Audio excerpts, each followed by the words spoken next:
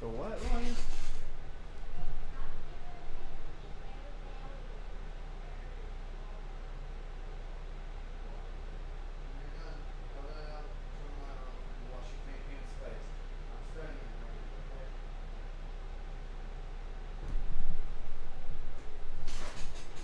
It's gone.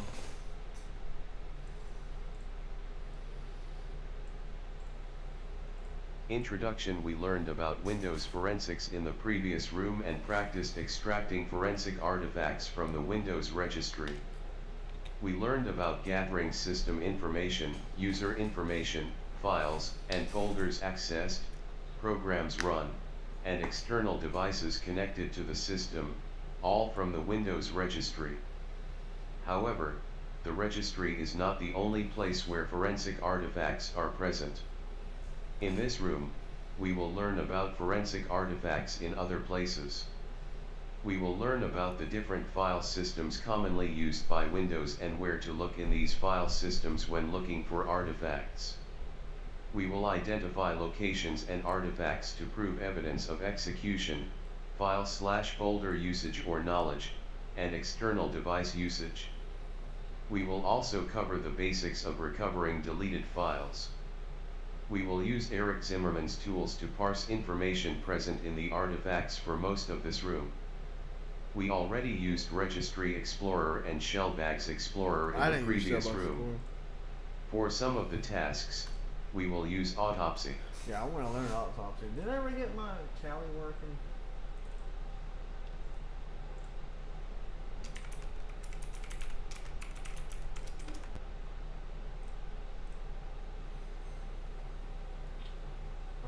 I felt like I did. I can't remember if I got it working.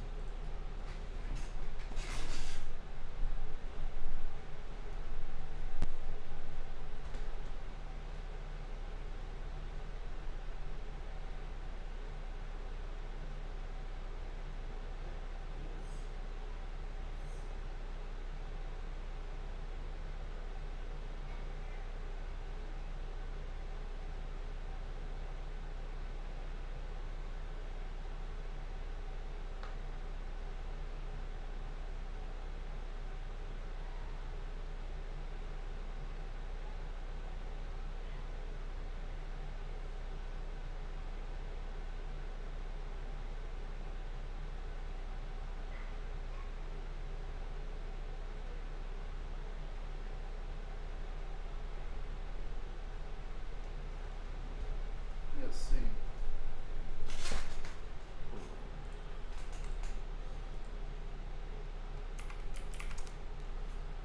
Oh, it works.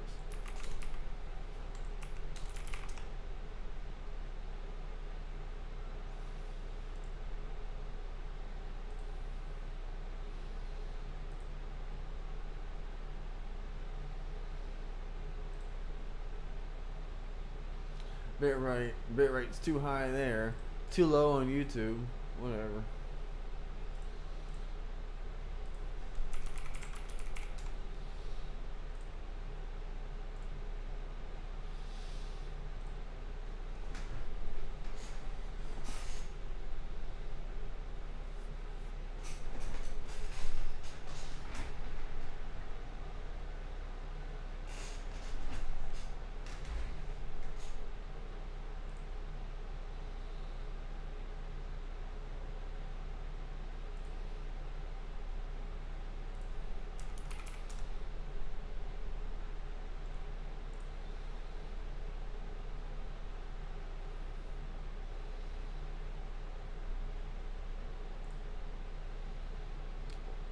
Okay, the point is, yeah, I do have it. It does work.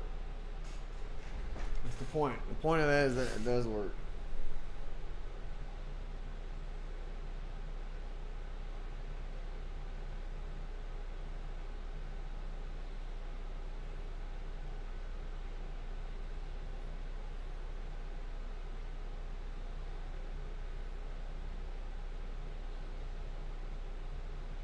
We're gonna turn down.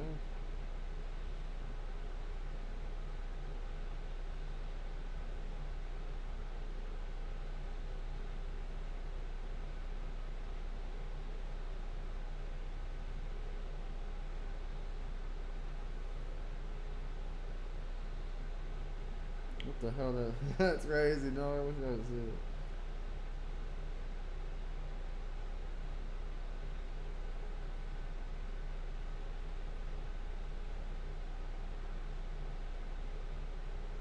Where is O'Fallon? Let's see where O'Fallon is from me.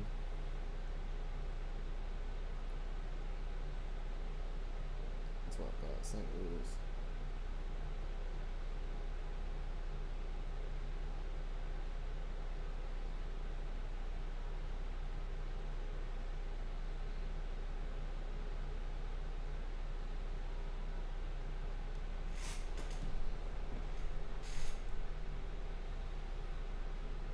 Jesus.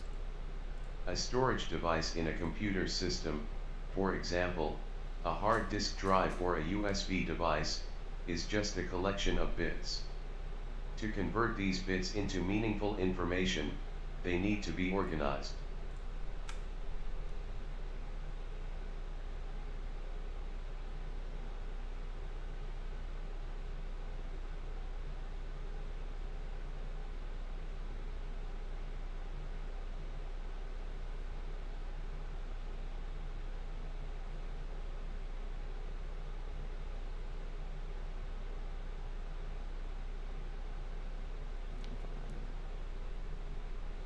For this purpose, computer scientists and engineers have created different file systems that organize the bits in a hard drive as per a standard, so that information stored in these bits can be interpreted easily. The file allocation table, that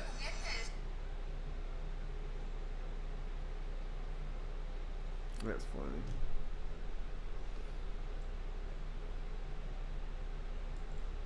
a storage device in a computer system, for example, a hard disk drive or a USB device, is just a collection of bits.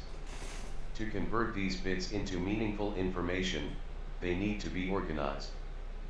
For this purpose, computer scientists and engineers have created different file systems that organize the bits in a hard drive as per a standard, so that information stored in these bits can be interpreted easily. The file allocation table, FAT. The file allocation table, FAT, is one of these file systems. It has been the default file system for Microsoft operating systems since at least the late 1970s and is still in use, though not the default anymore. As the name suggests, the file allocation table creates a table that indexes the location of bits that are allocated to different files. If you are interested in the history of the FAT file system, you can head to the Wikipedia page for it.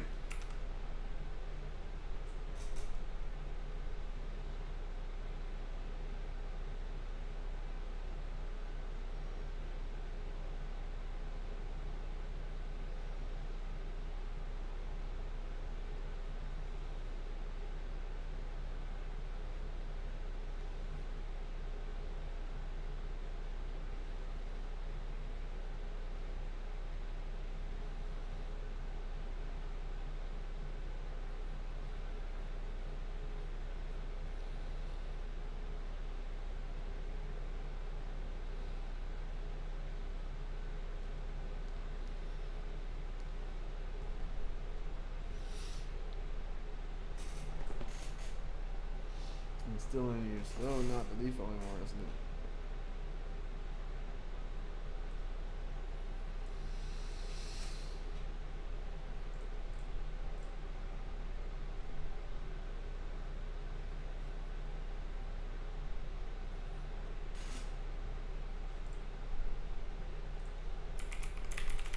Between that and MTFS.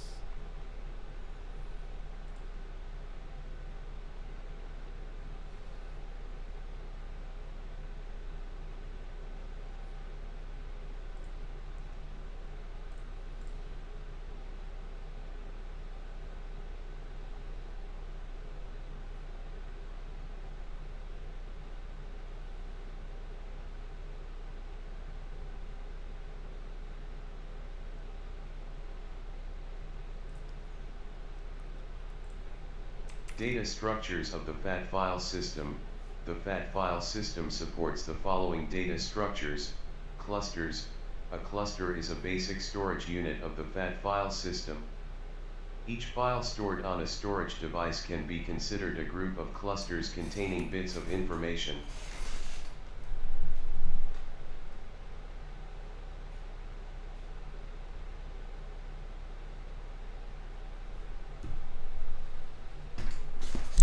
Oh, fuck.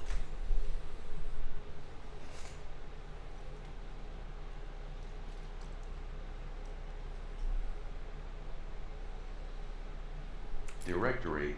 A directory contains information about file identification, like file name, starting cluster, and file name length. File allocation table. The file allocation table is a linked list of all the clusters. It contains the status of the cluster and the pointer to the next cluster in the chain. In summary, the bits that make up a file are stored in clusters. All the file names on a file system, their starting clusters, and their lengths are stored in directories. And the location of each cluster on the disk is stored in the file allocation table. We can see that we started with a raw disk composed of bits and organized it to define what group of bits refers to what file stored on the disk. FAT12, FAT16, and FAT32. The FAT file format divides the available disk space into clusters for more straightforward addressing. The number of these clusters depends on the number of bits used to address the cluster. Yeah, that's right. That's right. Hence the different variations. Just reading this shit. Damn it. Oh, I forgot what the hell I was reading. It said, hello, friend. What's up, friend? Yeah. I gotta redo this. What was I reading again? This shit. Trying to study. The FAT file format divides the available disk space into clusters for more straightforward addressing. This shit boring. What are you talking about? This shit boring as fuck. I'm trying to just learn. The number of these clusters depends on the number of bits used to address the cluster. It's a bot. Hence the different variations of the FAT file system. FAT was... Let's see how big it... Created July 2nd. 2025. Oh. No, can't go back. It's a bot. Initially developed with 8-bit cluster addressing, and it was called the FAT structure. Damn it. Later. Let's go back. I'm trying to read this shit. The FAT file format divides the available disk space into clusters for more straightforward addressing. The number of these clusters depends on the number of bits used to address the cluster. Hence the different variations of the FAT file system. FAT was initially developed with 8-bit cluster addressing, and it was called the FAT structure. So they called it FAT for that reason. The number of clusters depend on the number of bits used to address. FAT 12 at 16 bits. FAT 32 is 32-bit. Okay, that makes sense. FAT was initially developed with 8-bit clustering addressing, which would be... What is the... FAT... What's the fat electrician in the military? What the fuck? What's the fat electrician? Why did that pop up?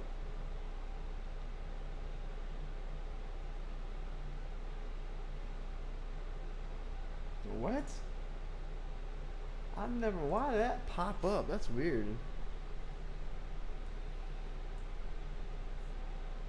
Okay, was the FAT file system 8-bit? Makes sense.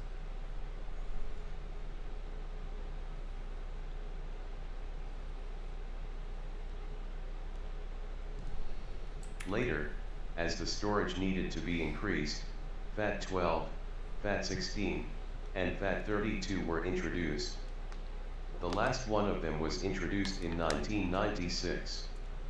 Theoretically, FAT12 used 12-bit cluster addressing for a maximum of 4096 clusters, 2 to the power of 12. FAT16 used 16-bit cluster addressing for a maximum of 65,536 clusters, 2 to the power. How does 2 to the power of God damn it, how does 2 to the power of work? I never understood that.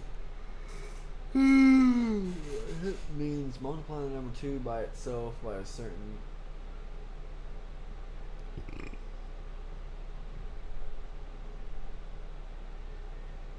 So that would be 2 times 2, 16 times. That doesn't make sense. It don't make sense. 2, 4, 6, 8.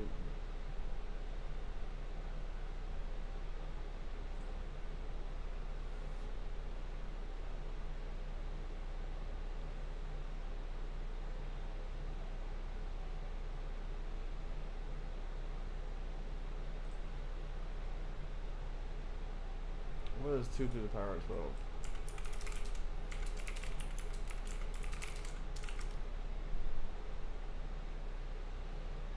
Two to the power of 12 is 4096. That doesn't make sense to me.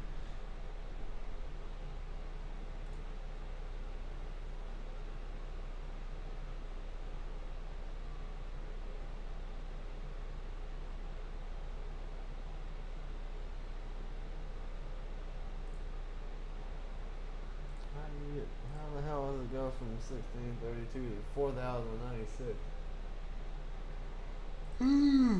I don't understand it. Of 16.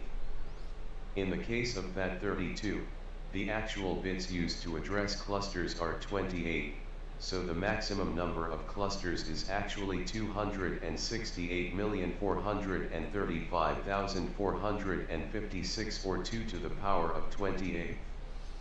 However, not all of these clusters are used for file storage.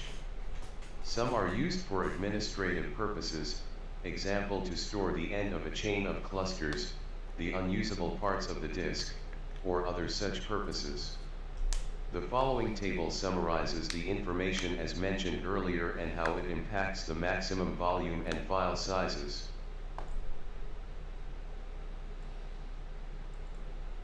Attribute FAT12, FAT16, FAT32 addressable bits 12, 16, 28 max number of clusters 4096, 65,536, 268,435,456 supported size of clusters 512B, 8 KB, 2 KB, 32 KB, 4 KB, 32 KB maximum volume size 32 megabytes 2 GB 2 TB.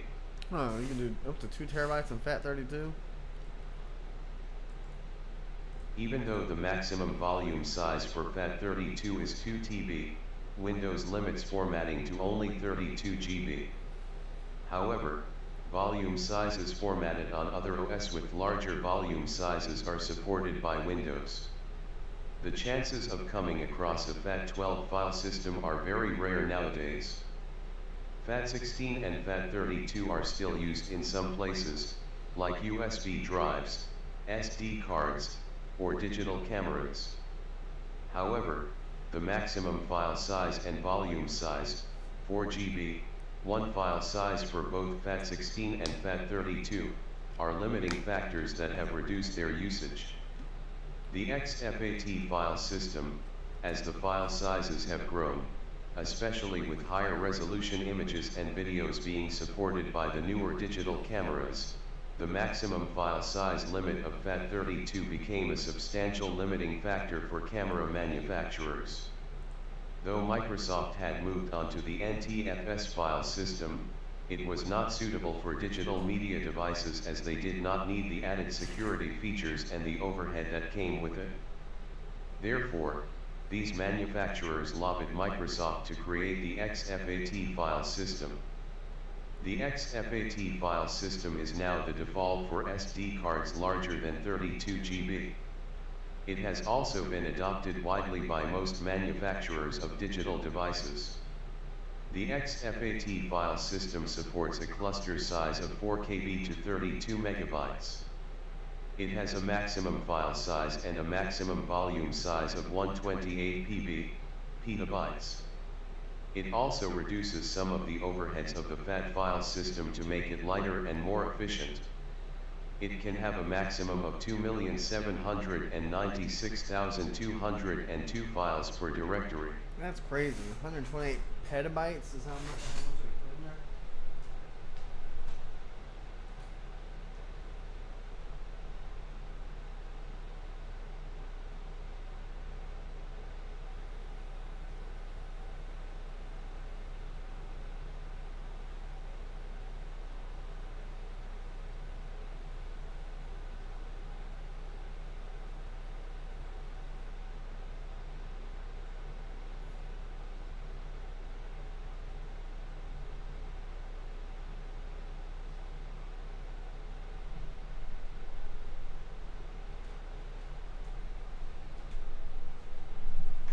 I'm gonna Google that.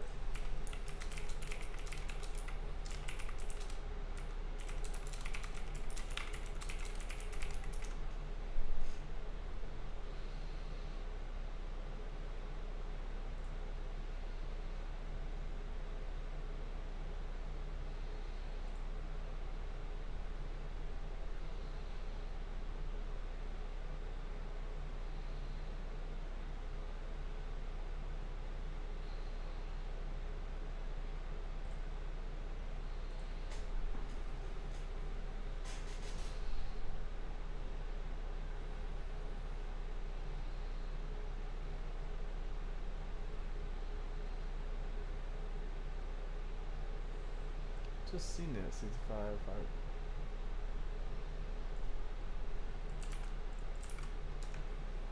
No, that's not right. Less than 32.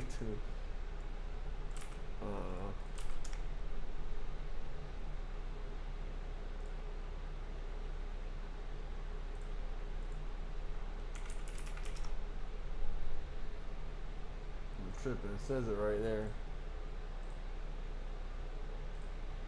It's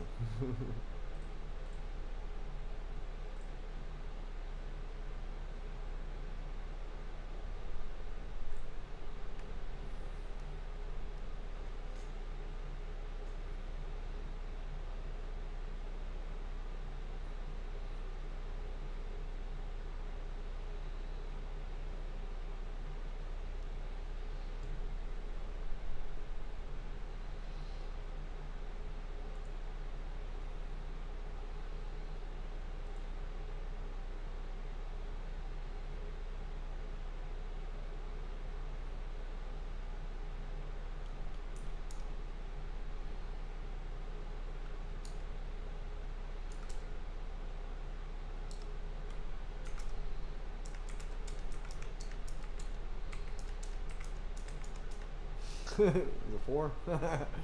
4. 4 gig.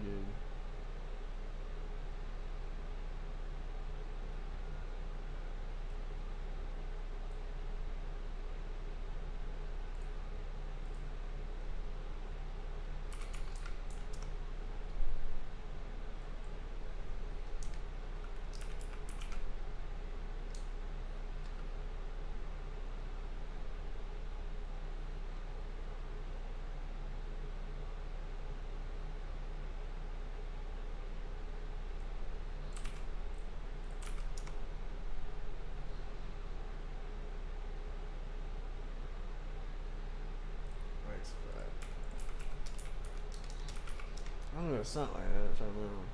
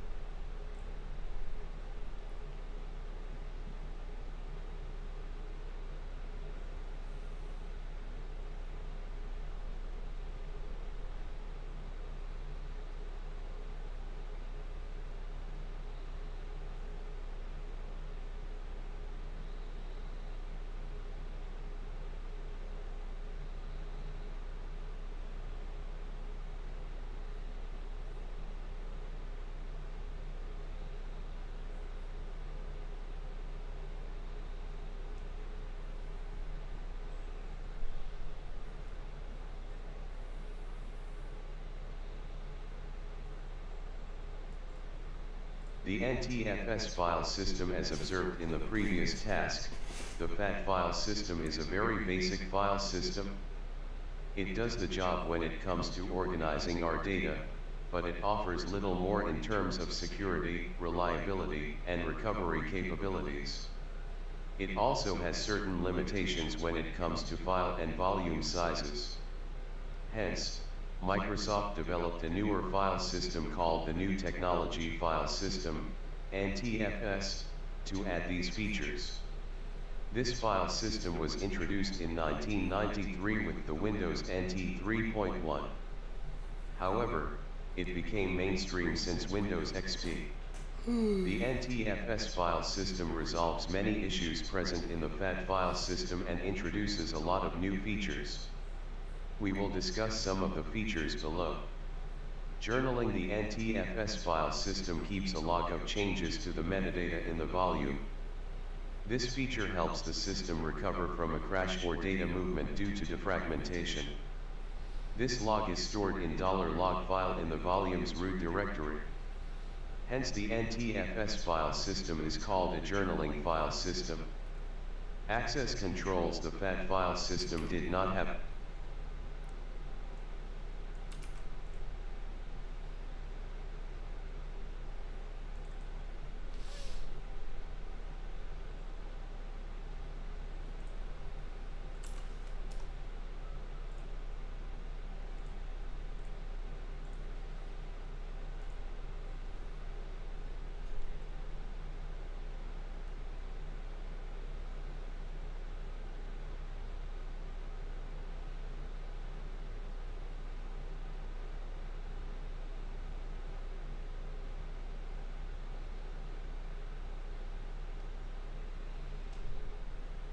access controls based on the user. The NTFS file system has access controls that define the owner of a file/directory and permissions for each user. Volume shadow copy. The NTFS file system keeps track of changes made to a file using a feature called volume shadow copies. Using this feature, a user can restore previous file versions for recovery or system restore. In recent ransomware attacks, ransomware actors have been noted to delete the shadow copies on a victim's file systems to prevent them from recovering their data. Oh. Alternate data streams. A file is a stream of data organized in a file system. Alternate data streams, ADS, is a feature in NTFS that allows files to have multiple streams of data stored in a single file. Internet Explorer and other browsers use alternate data streams to identify files downloaded from the internet, using the ADS zone identifier. Malware has also been observed to hide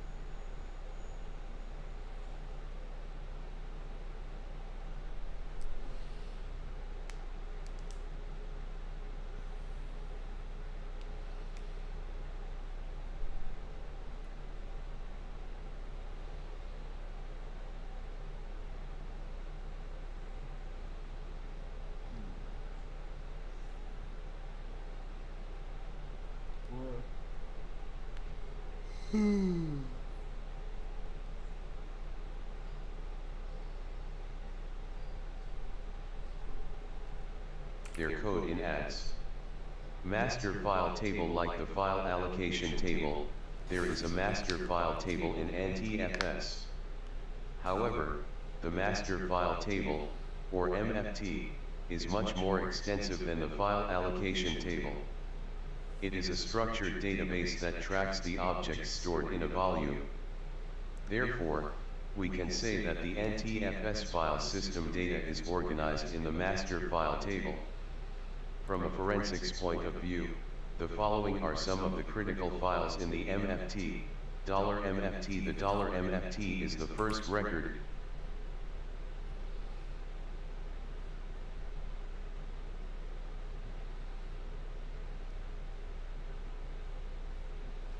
in the volume. The volume boot record, BBR, points to the cluster where it is located. $MFT stores information about the clusters where all other objects present on the volume are located. This file contains a directory of all the files present on the volume. $log file. The $log file stores the transactional logging of the file system. It helps maintain the integrity of the file system in the event of a crash. $USNJRNL. It stands for the update sequence number, USN, journal. It is present in the $extend record. It contains information about all the files that were changed in the file system and the reason for the change. It is also called the change journal. MFT Explorer. MFT Explorer is one of Eric Zimmerman's tools used to explore MFT files. It is available in both command line and GUI versions. We will be using the CLI version for this task. Oh, that doesn't keep ringing.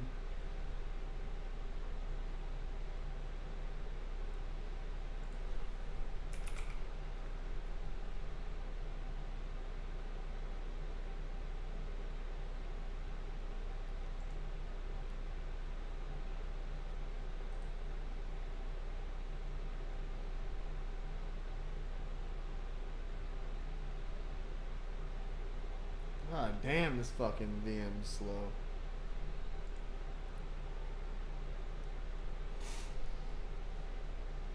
Garbagely slow.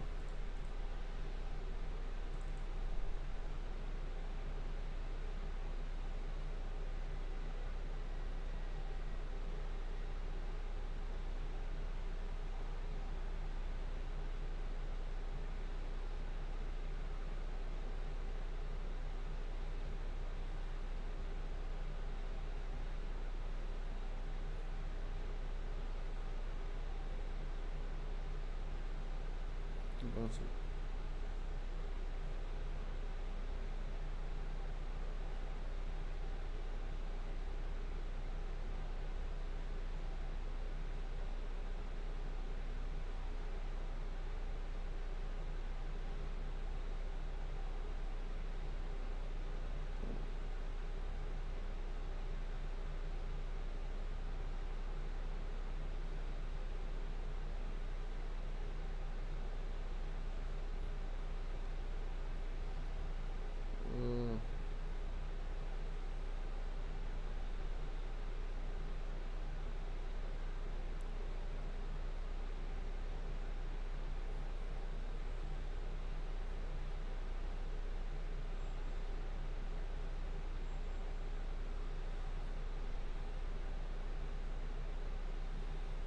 Where did I just search that shit?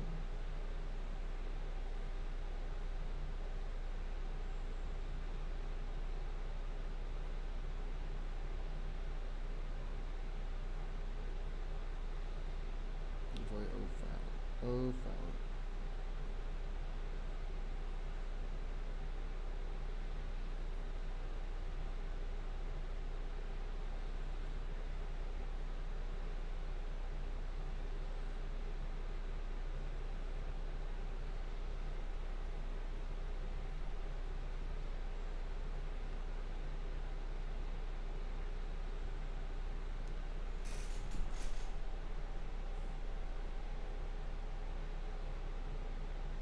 Oh, I need to navigate there from there. I went with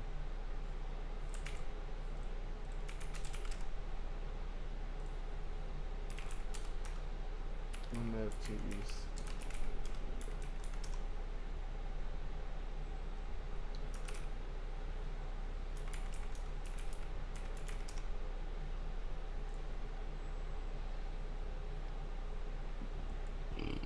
I don't even see that even in here. Oh, wait. I can't just open it.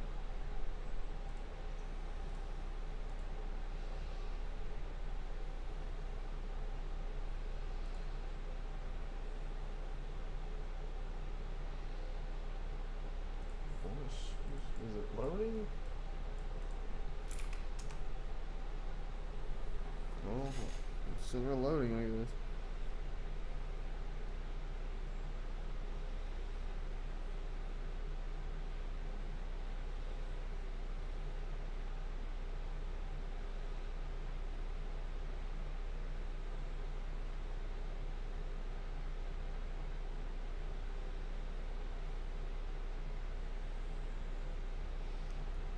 Oh, is it finally loaded? Damn it, did I exit out of it? Fuck.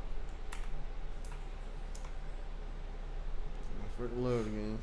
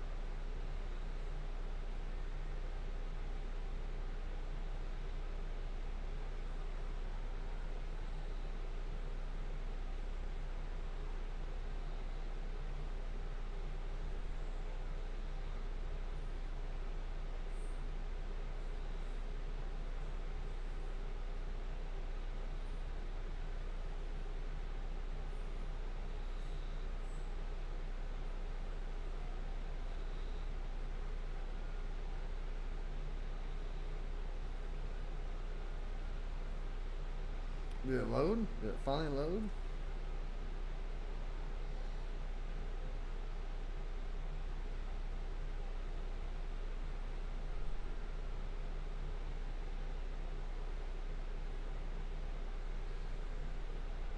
Why does it keep exiting?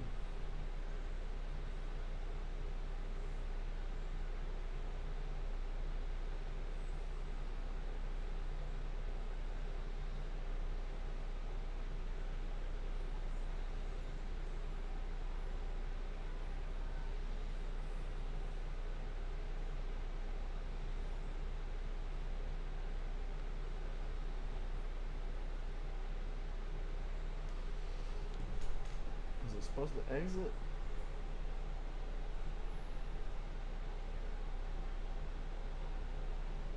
Let's try that again. I feel like it's not supposed to keep exiting. MFTECNGS.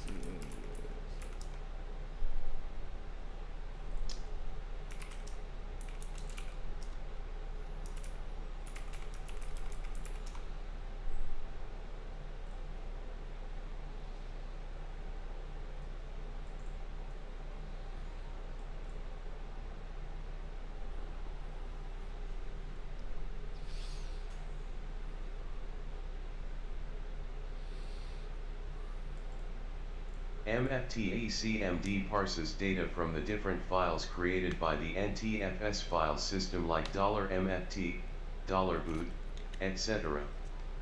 The above screenshot shows the available options for parsing MFT files. For parsing the $MFT file, we can use the following command. File path the MLT file.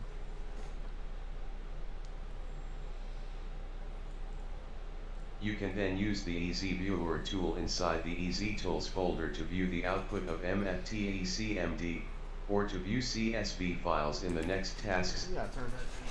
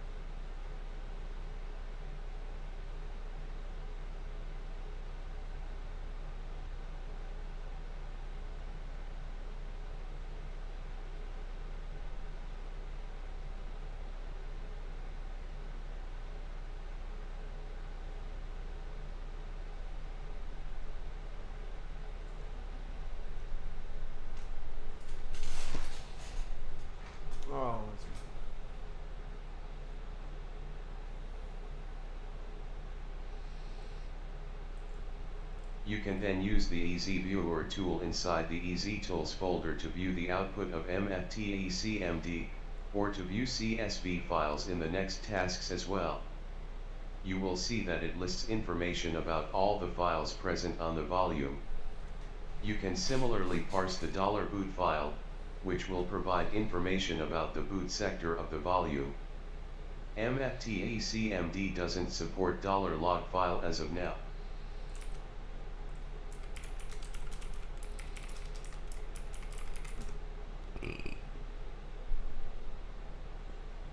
Who does support it now?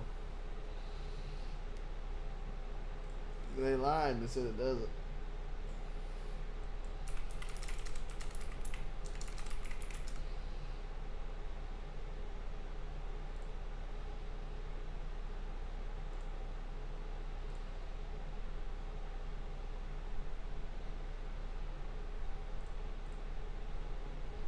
I don't understand it.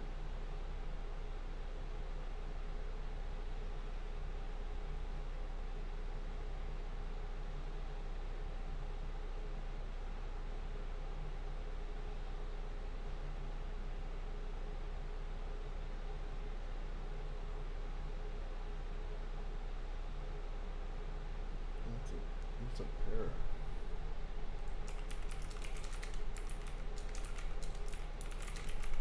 I don't know what that is.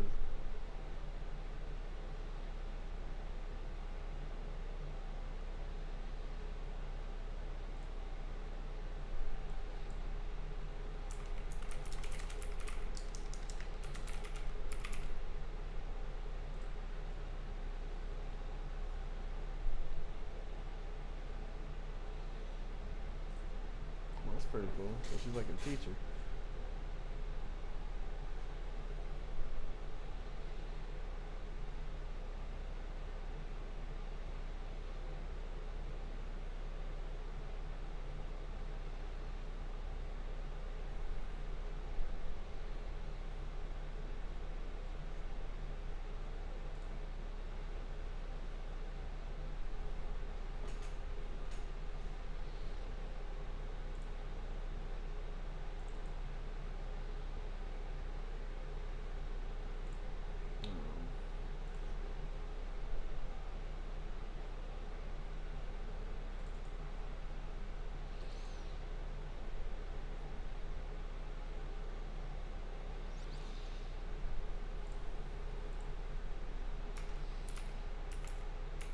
Do I have to make it all big to see MFTCM?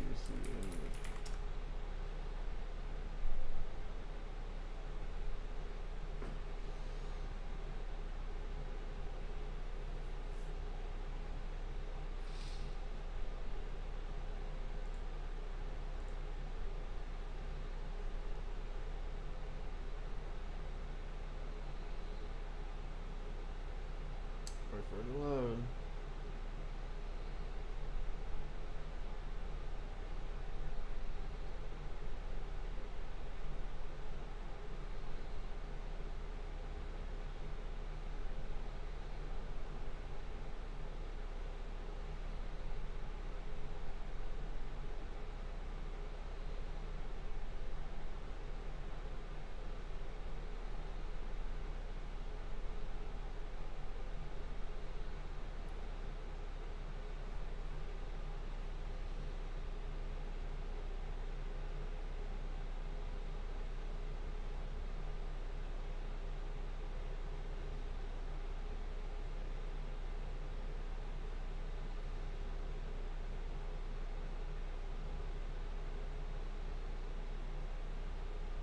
Is it load? Is it fucking loading, or am I just sitting here? Okay, it does load. It's just slow as hell. MFTCMD dash file put. Or do the MFT slash. What's the file name? I don't even know the file name. Just dash MFT.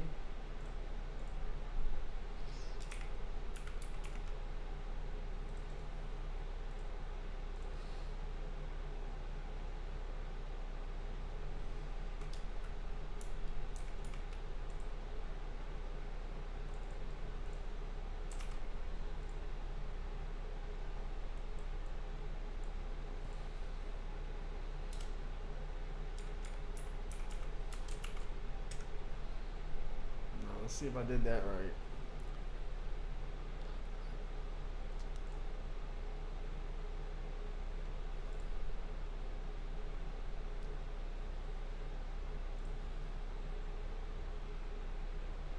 Let's see if I did that right. We'll find out in a second.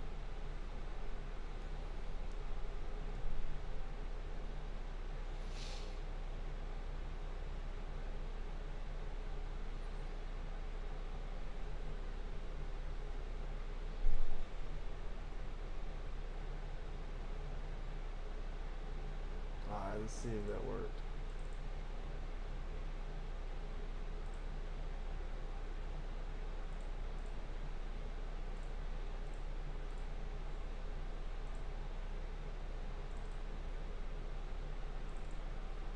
Well, it sure didn't do nothing. I did something wrong.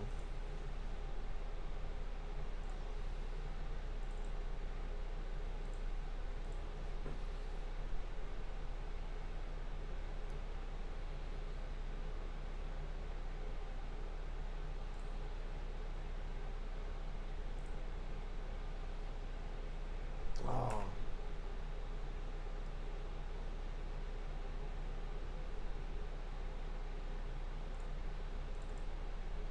There it is. So did I do it right?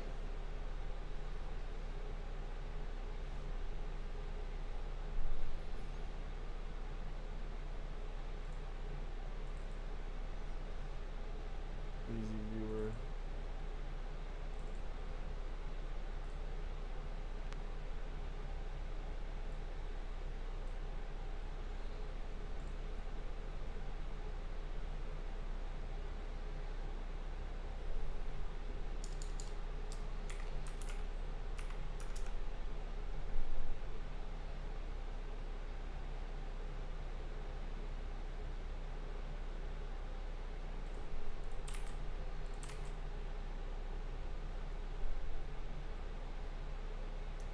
It's right. Fuck, I fucked it up.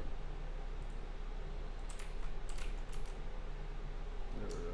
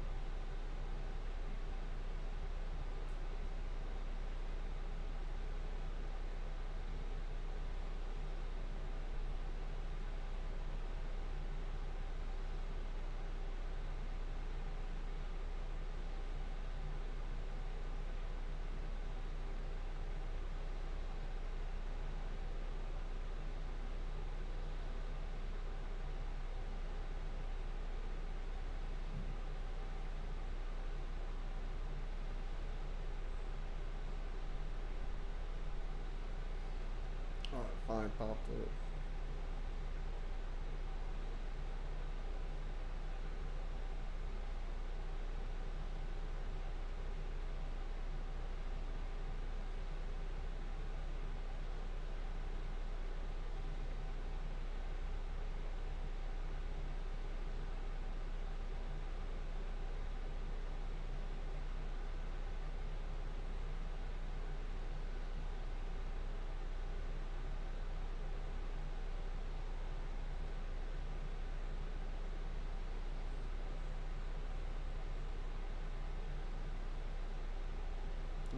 Let's see like a nurse or something.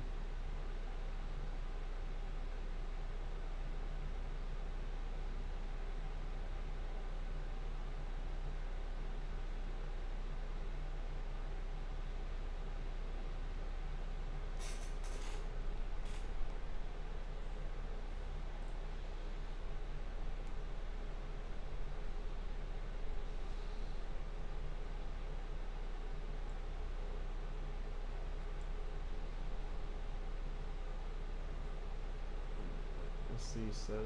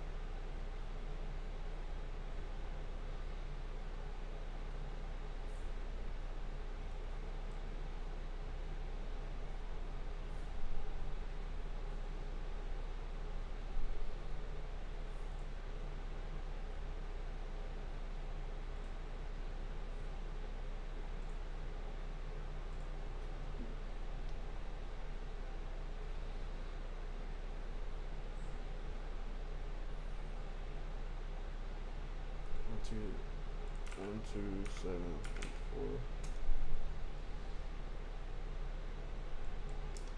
What? Yeah, it's I. File size is I.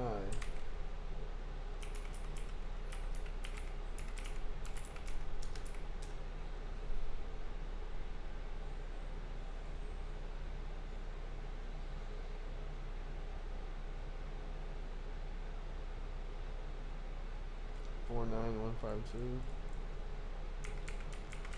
Is that it? What is the size of the cluster for the volume fluid? Parse the boot file. Fuck.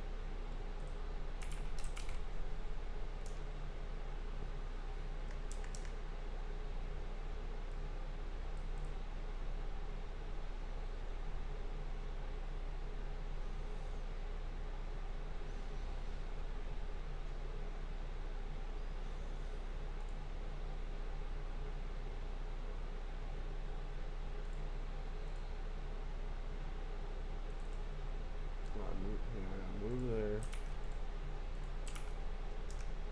No T, C, N, D, C.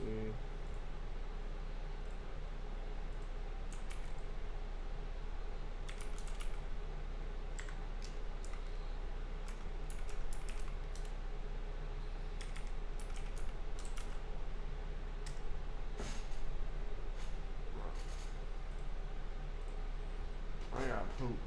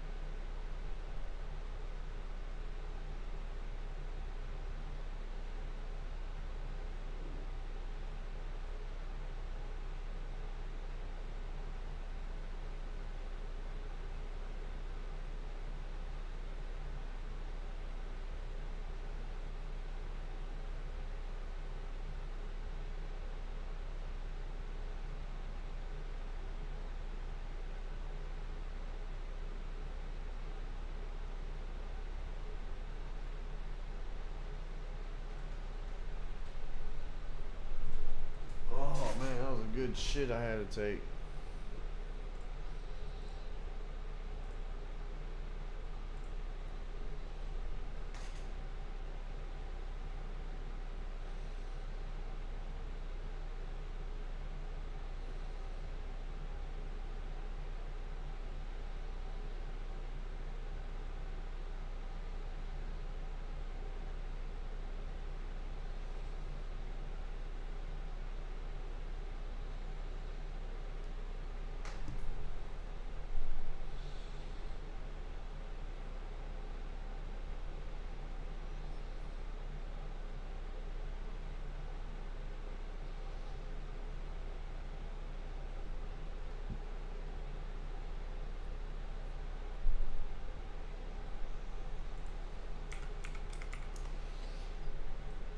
Oh, yeah, you motherfucker.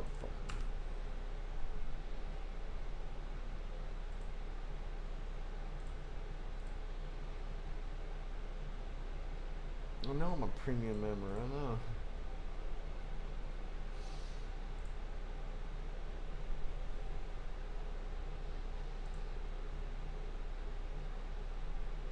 Whoa.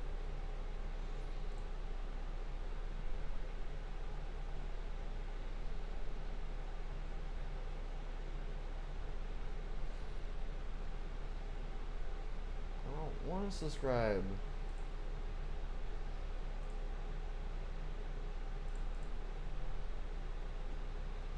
Why does it keep asking me to subscribe when I'm already fucking...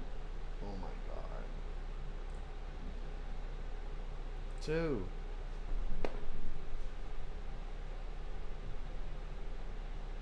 What the fuck's going on?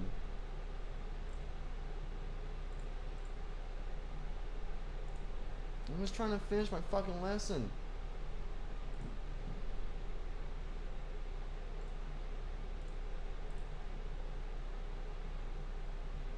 Jesus fucking Christ. You keep trying to make me do something I already paid. Oh, you better still be up. I'm not doing all that again. 4096.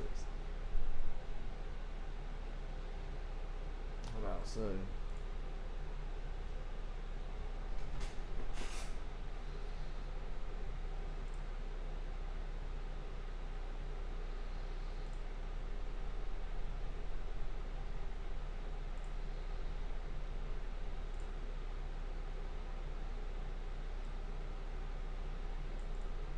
Deleted files and data recovery.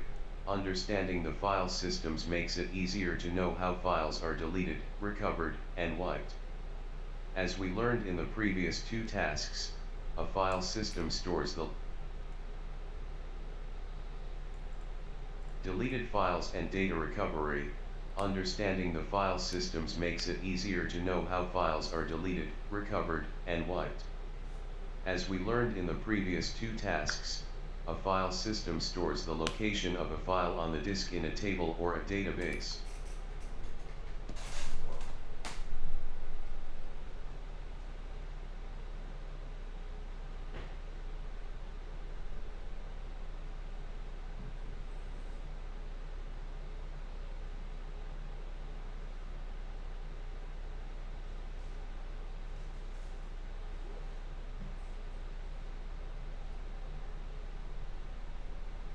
Well, it's time to get my cat.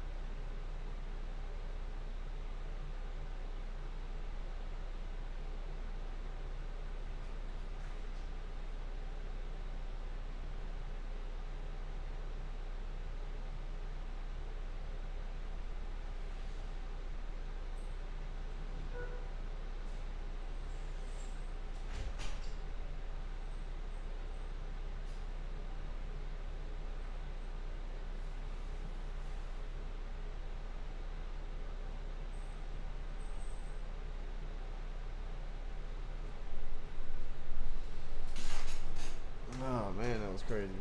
I go get my kitty cat.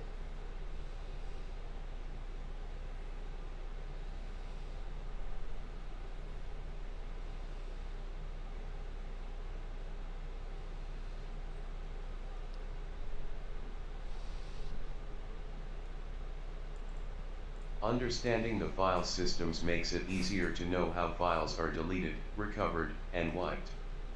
As we learned in the previous two tasks, a file system stores the location of a file on the disk in a table or a database.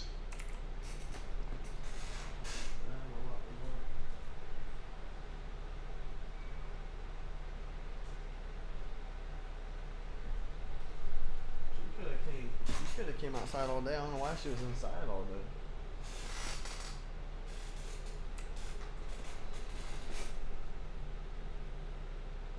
When we delete a file from the file system deletes the entries that store the file's location on the disk.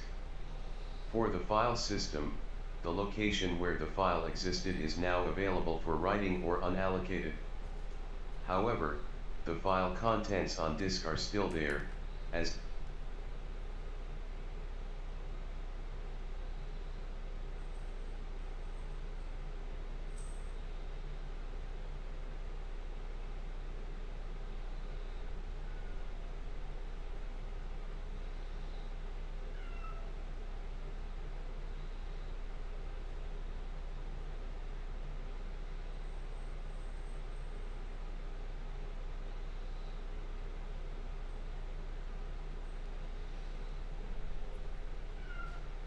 What toothless?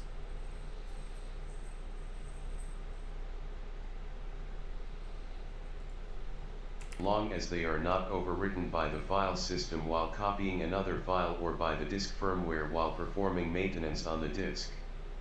Similarly, there is data on the disk in different unallocated clusters, which can possibly be recovered. To recover this data, we have to understand the file structure of different file types to identify the specific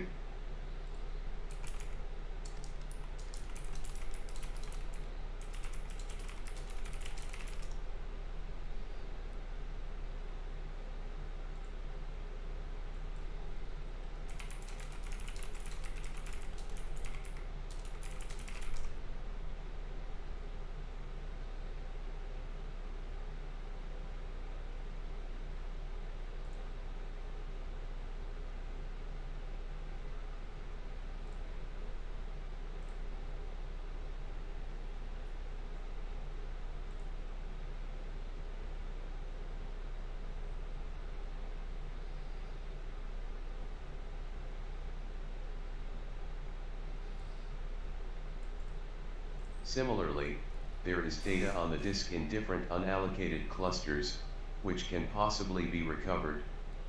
To recover this data, we have to understand the file structure of different file types to identify the specific file through the data we see in a hex editor. Toothless, what, baby? What? Come here.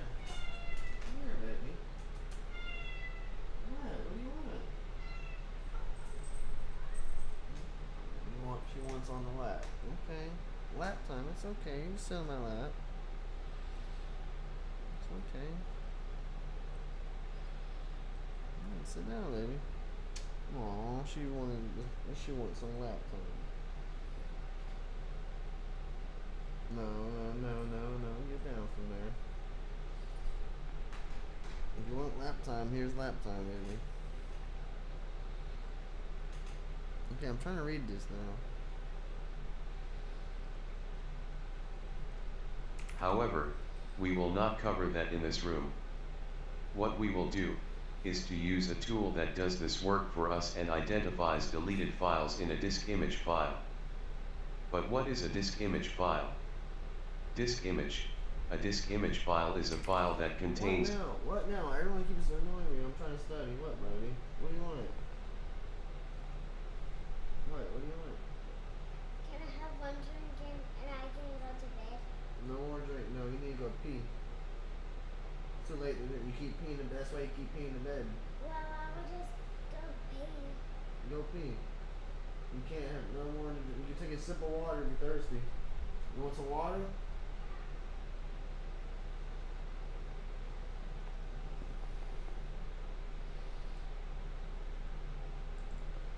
A disk image file is a file that contains a bit-by-bit copy of a disk drive.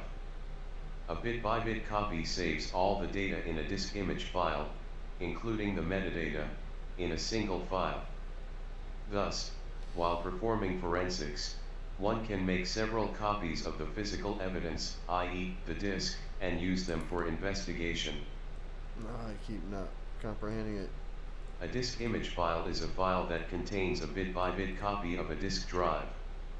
A bit-by-bit copy saves all the data in a disk image file, including the metadata, in a single file. Thus, while performing forensics, one can make several copies of the physical evidence, i.e., the disk, and use them for investigation. This helps in two ways. 1. The original evidence is not contaminated while performing forensics, and 2. Can a bobcat kill a human?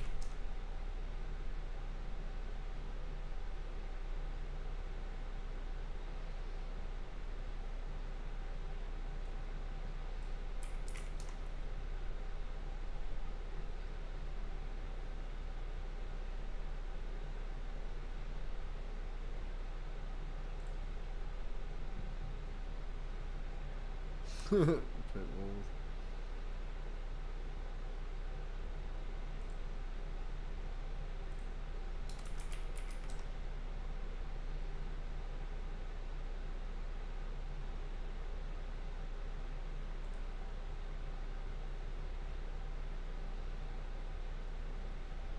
I don't know why I'm looking that up.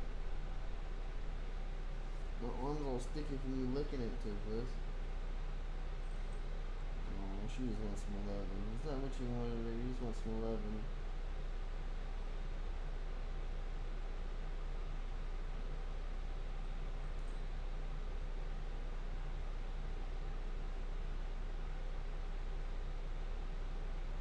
I think I'm giving her a good life. I really do. Look at her little face. Her little face. Oh. Look at her little face.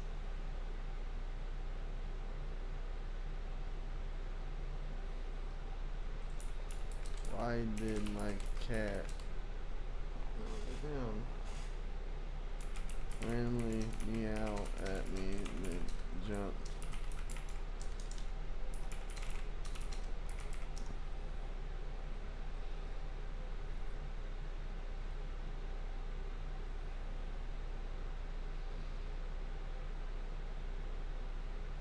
Oh, that's some. You just wanted some attention.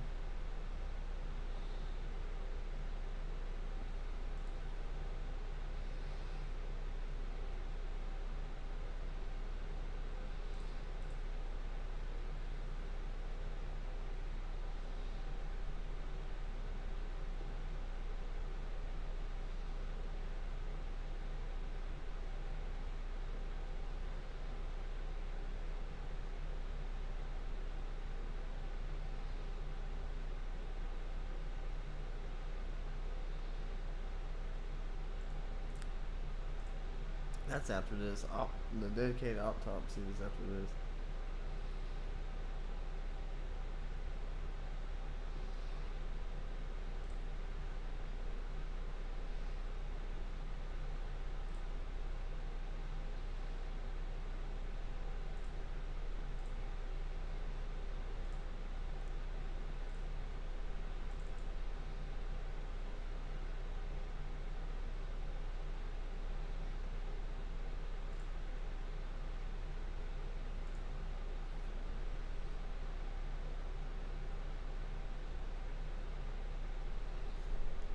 Let that load.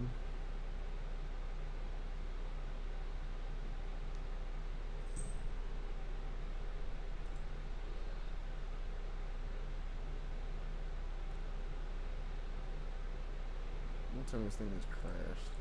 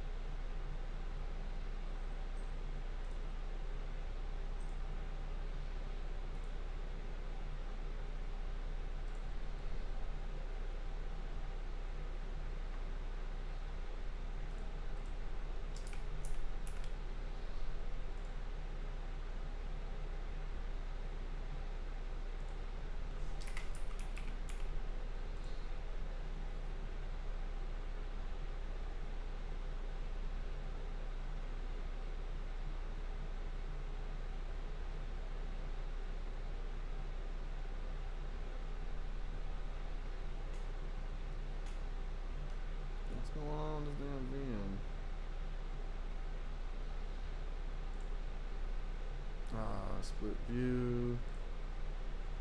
Let's fix that. Did it fix it?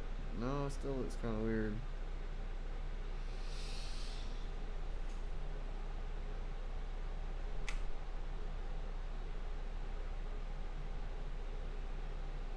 Let's go see if she. Let's go see if he.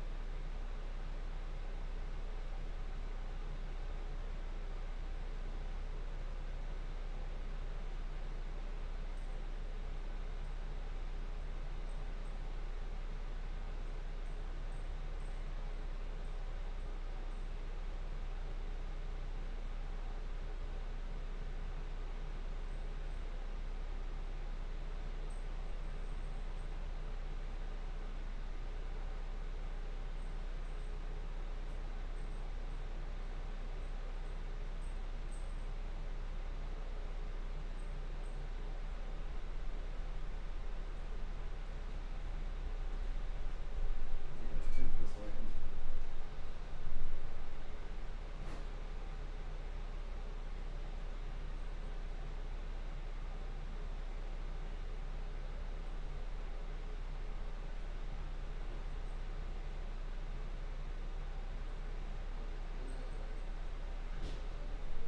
Love you.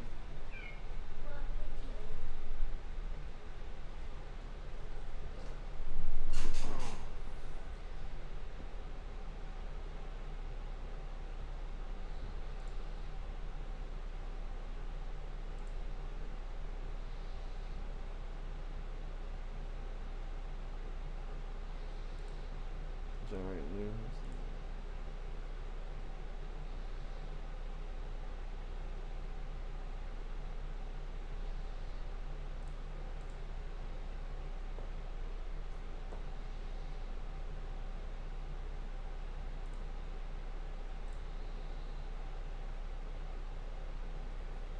What's the file? Oh, USB. That was not there a second ago. Oh, you motherfucker.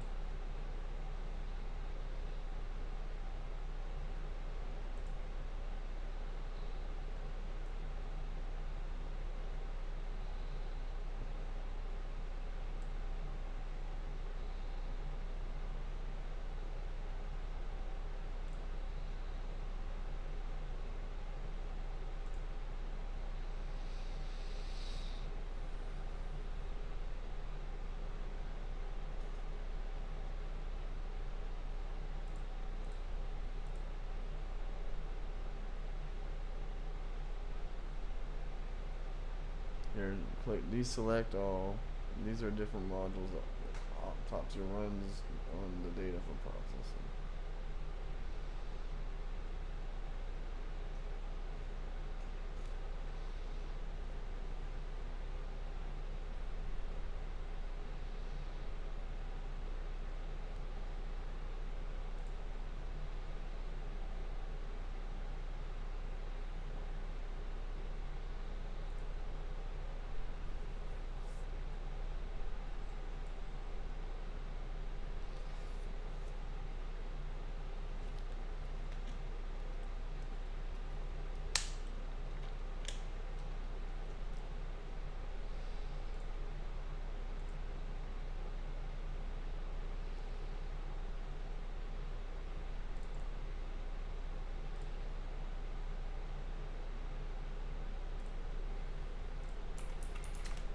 File type is .001.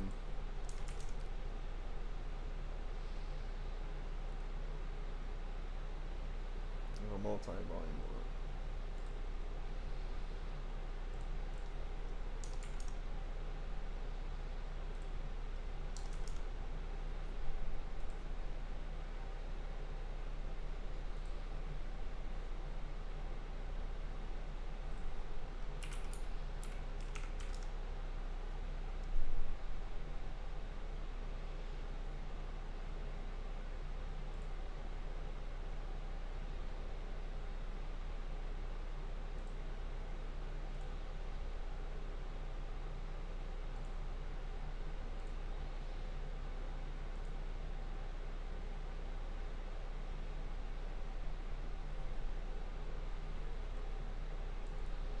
The data sources show the data sources that we have added to Autopsy.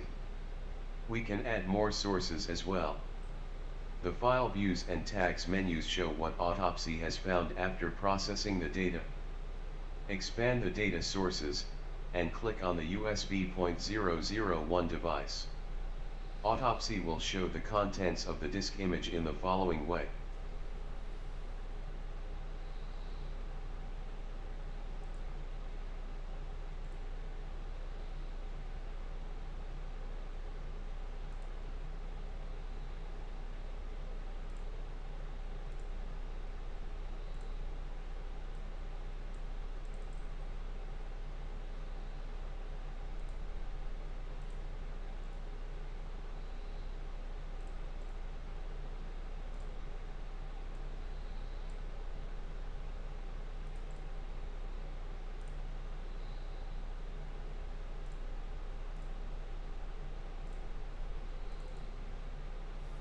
Oh, sure, that's what I needed.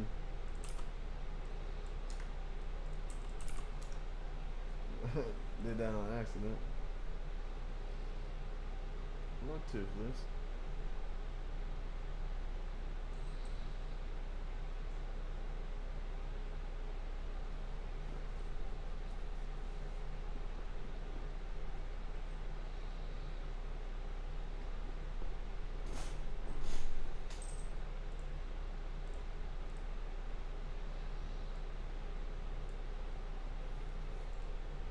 The contents of the disk are shown on the right side.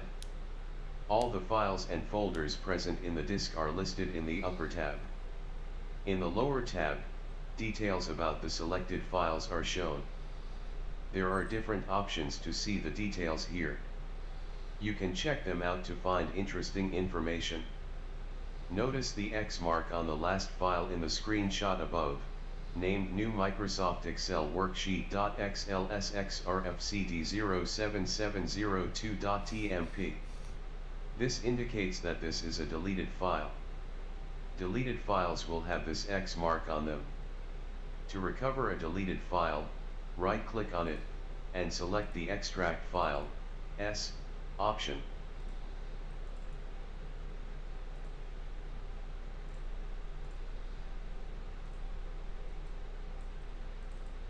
I don't have a way to open that.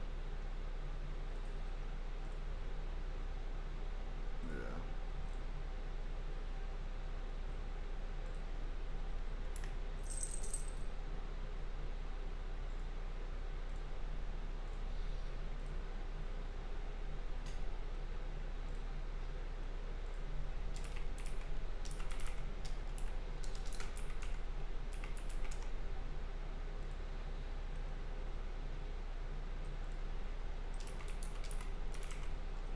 Try Jack me. Try hack me.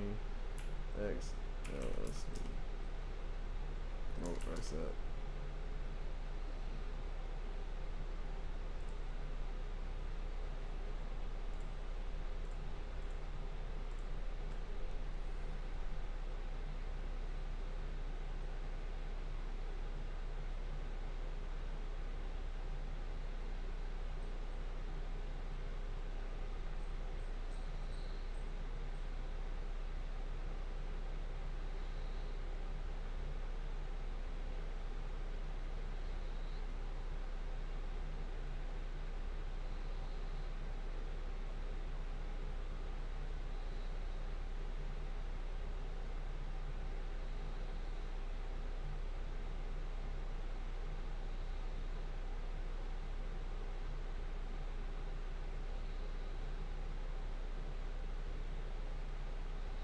First, you can find a letter taken off.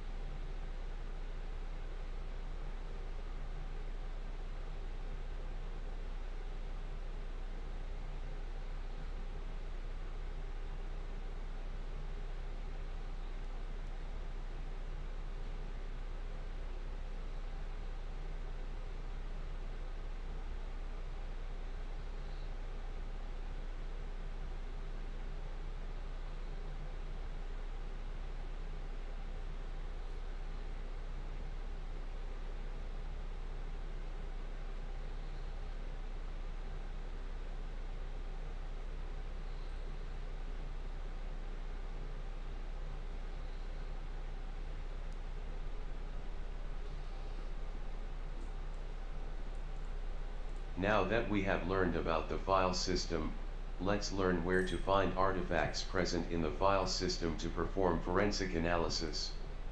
In this task, we will look into the artifacts that provide us evidence of execution. Windows prefetch files. When a program is run in Windows, it stores its information for future use.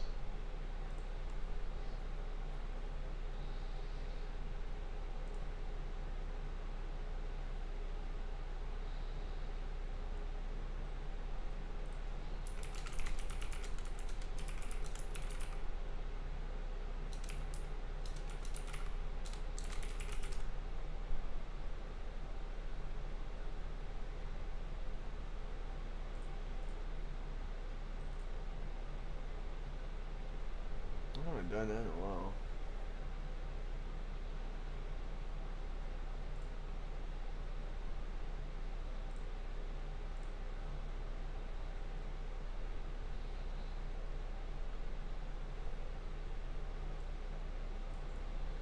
Windows prefetch files. When a program is run in Windows, it stores its information for future use. This stored information is used to load the program quickly in case of frequent use. This information is stored in prefetch files, which are located in the C:\Windows\prefetch directory. Is it really?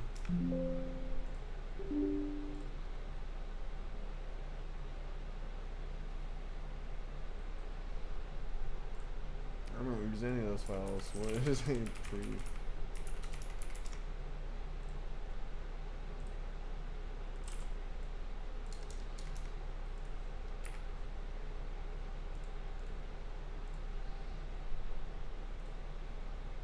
You're sliding off, William.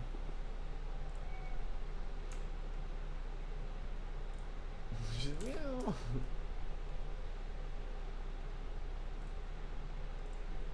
Prefetch files have an extension of .pf. Prefetch files contain the last run times of the application, the number of times the application was run, and any files and device handles used by the file. Thus it forms an excellent source of information about the last executed programs and files.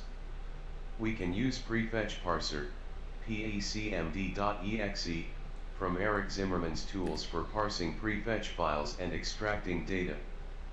When we run pacmd.exe in an elevated command prompt, we get this output.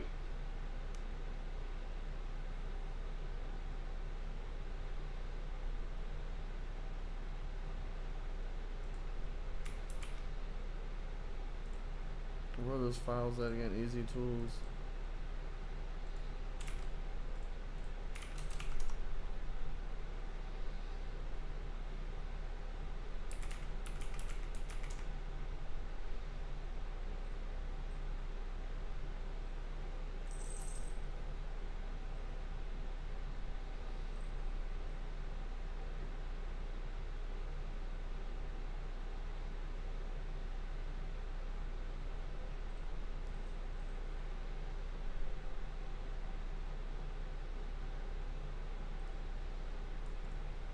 Windows 10 Timeline. Windows 10 stores recently used applications and files in an SQLite database called the Windows 10 Timeline. This data can be a source of information about the last executed programs. It contains the application that was executed and the focus time of the application. The Windows 10 timeline can be found at the following location. This is Windows 10. Yeah.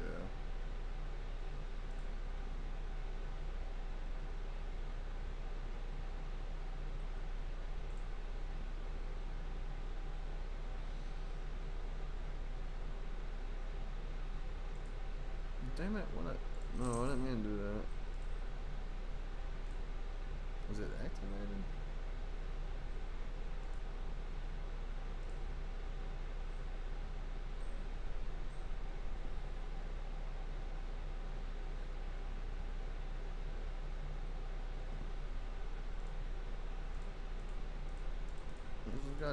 What's this damn thing doing?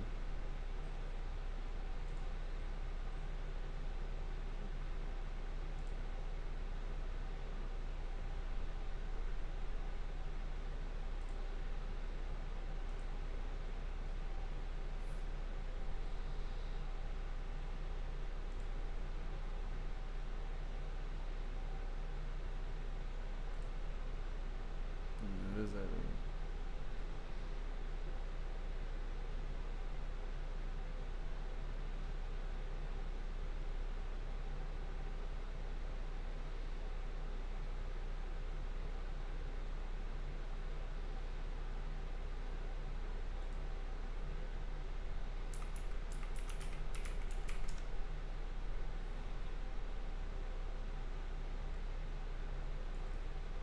Windows Jump Lists. Windows introduced jump lists to help users go directly to their recently used files from the taskbar. We can view jump lists by right-clicking an application's icon in the taskbar.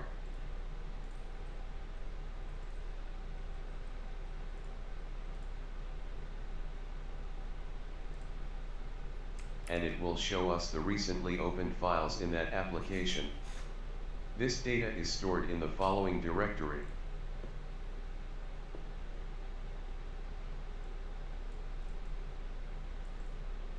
Jump lists include information about the applications executed, first time of execution, and last time of execution of the application against an app ID. We can use Eric Zimmerman's jlecmd.exe to parse jump lists. We get the following options when we run it.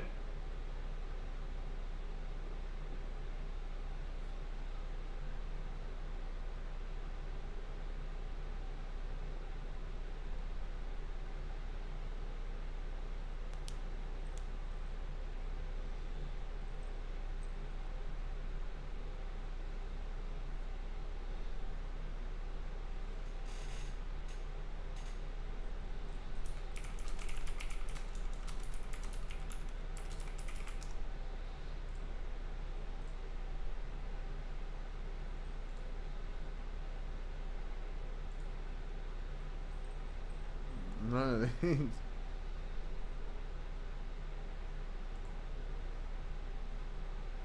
I don't even have. Oh, that's...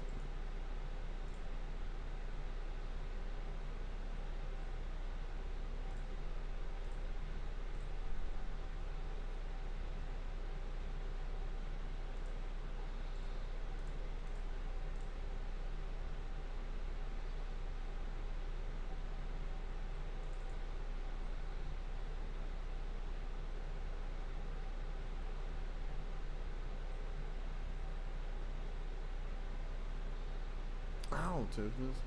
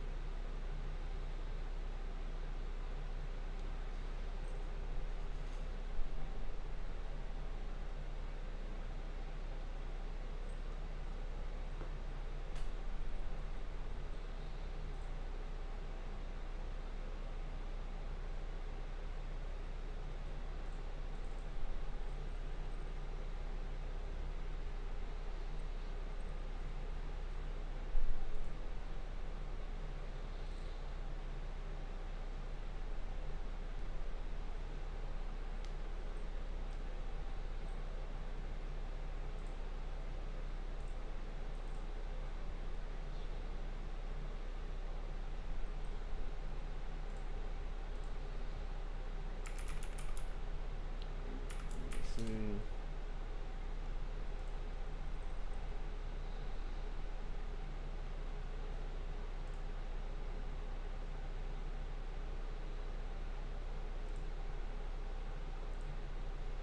I'll do dash D.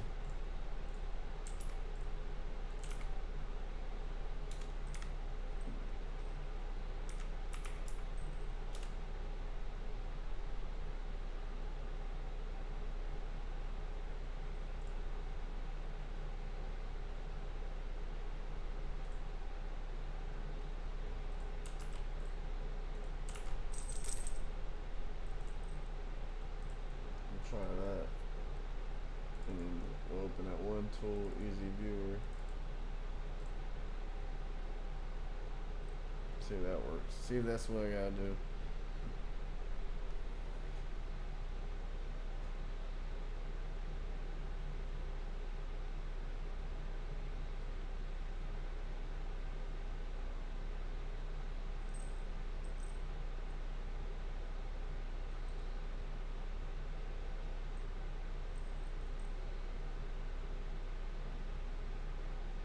Damn, that's a bunch of shit in there.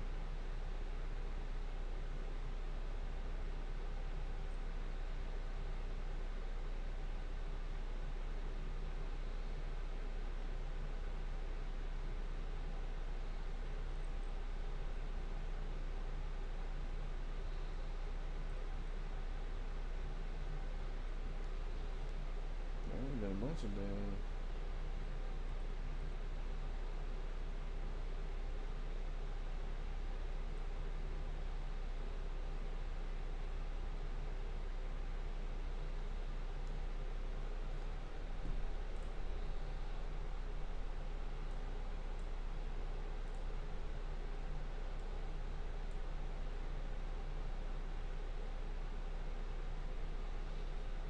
Gcam.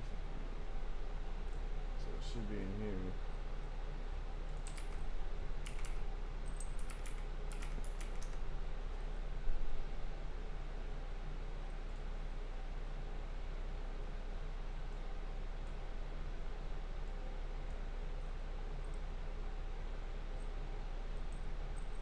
zippers. Calm down. No, down.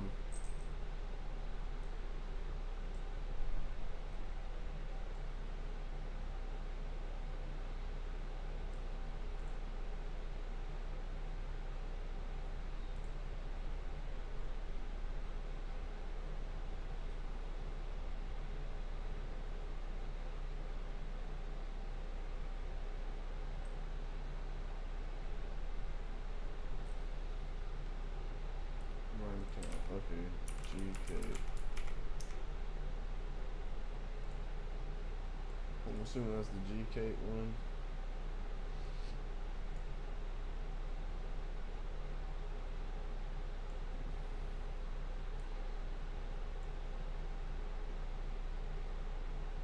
Ten. Oh, is it not 10? Well, fuck, man. I don't know.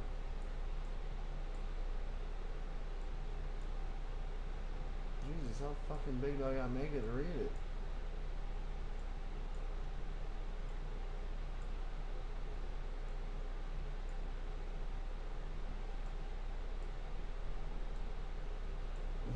Oh my god.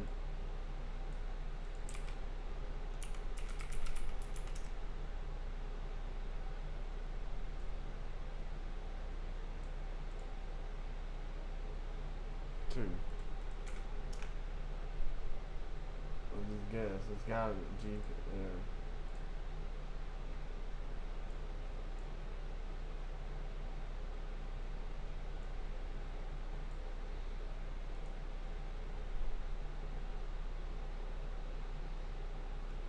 Last custom chain.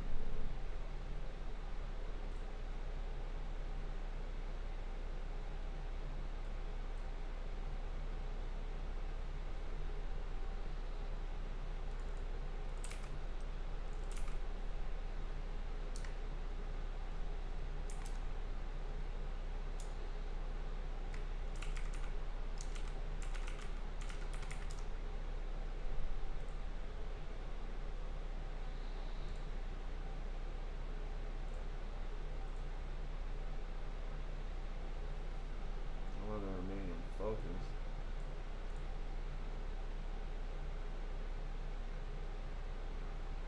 Check output.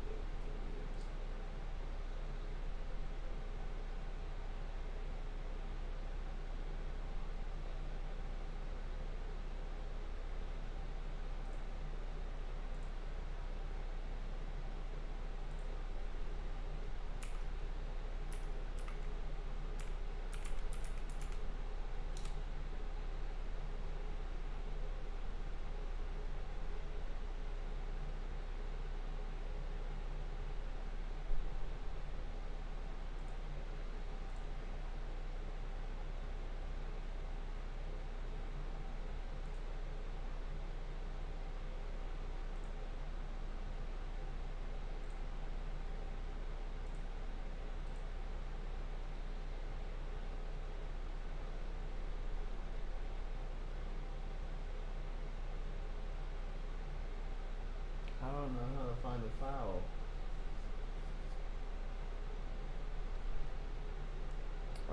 I gotta see a walkthrough on that.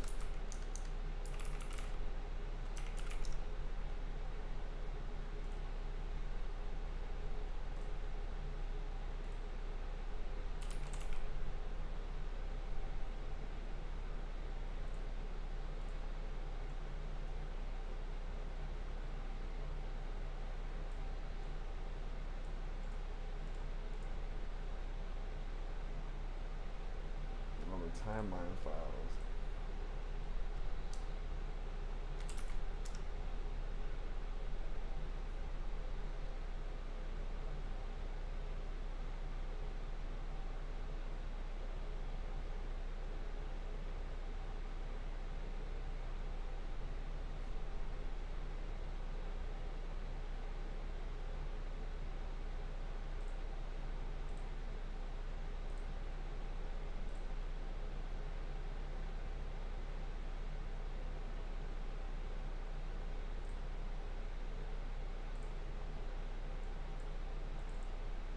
Open up Easy Viewer again. I forgot about that.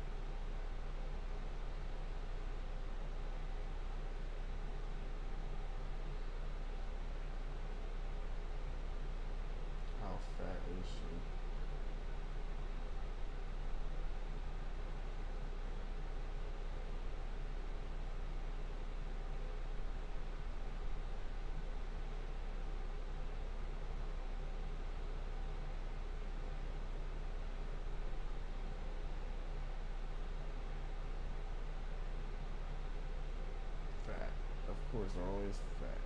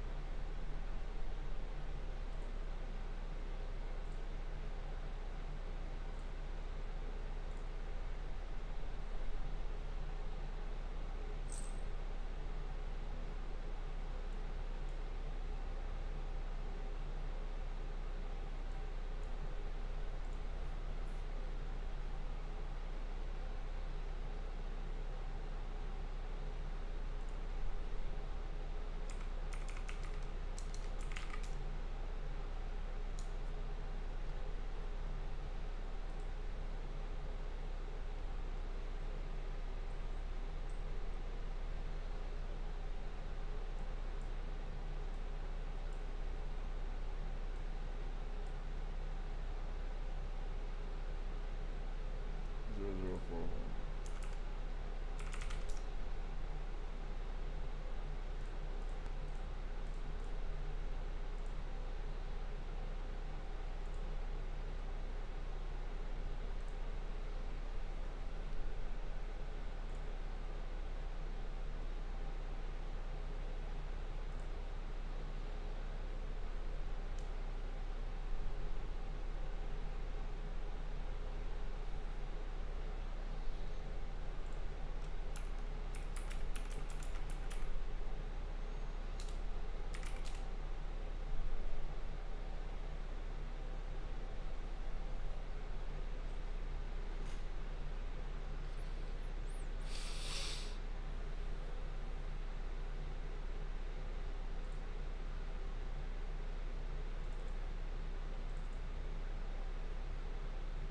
Not beta, roaming, Microsoft, Windows, recent.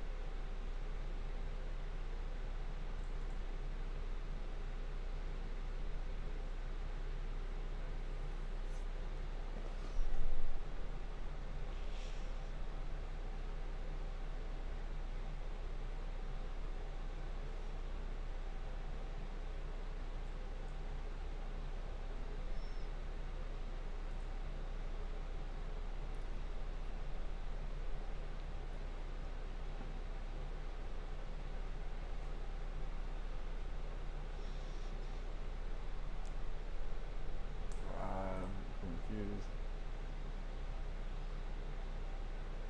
We can do directories.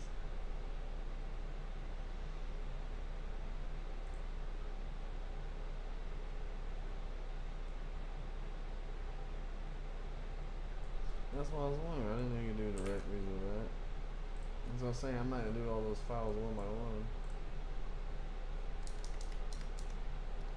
Does it show up directory when I do that?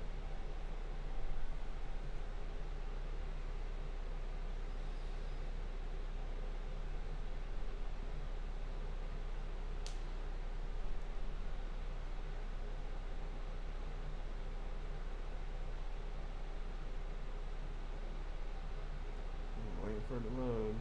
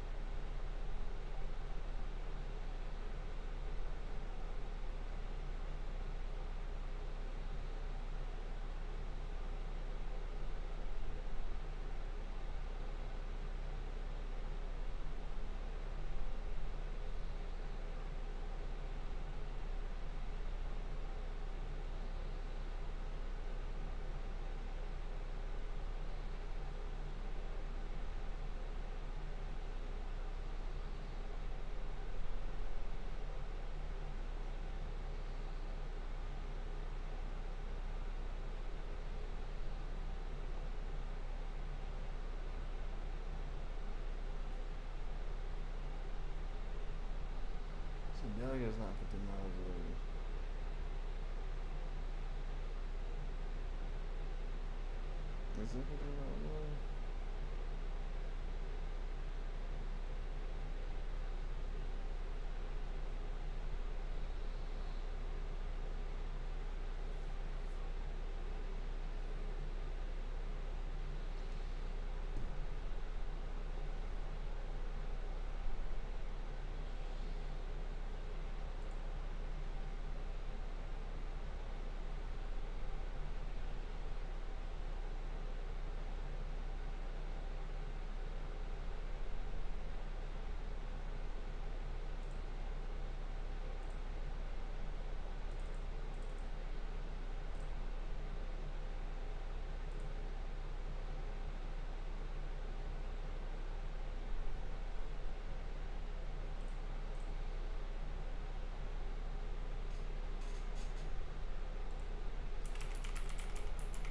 I don't even care.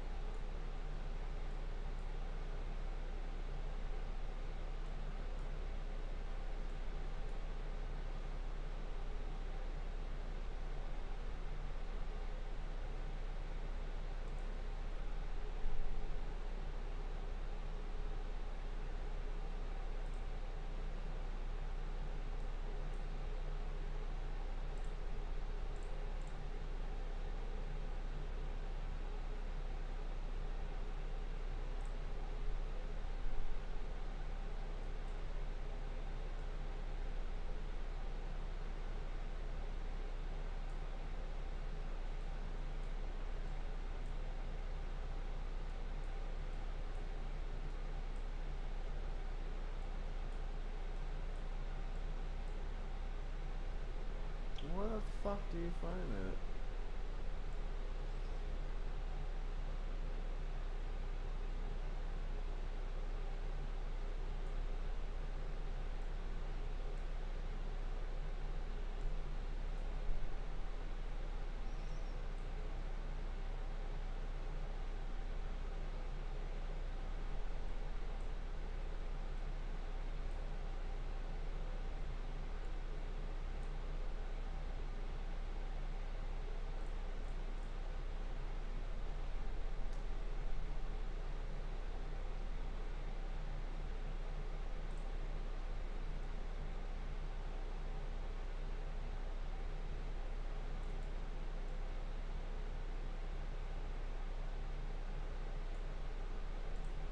Fake chain for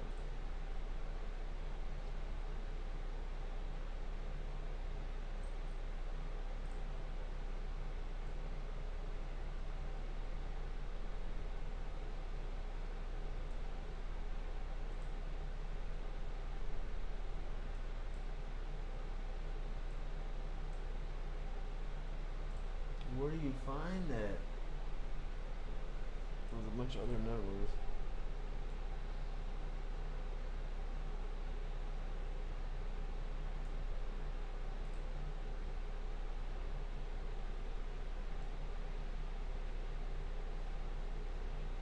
Oh my god, it took me forever to find it. Oh, whatever.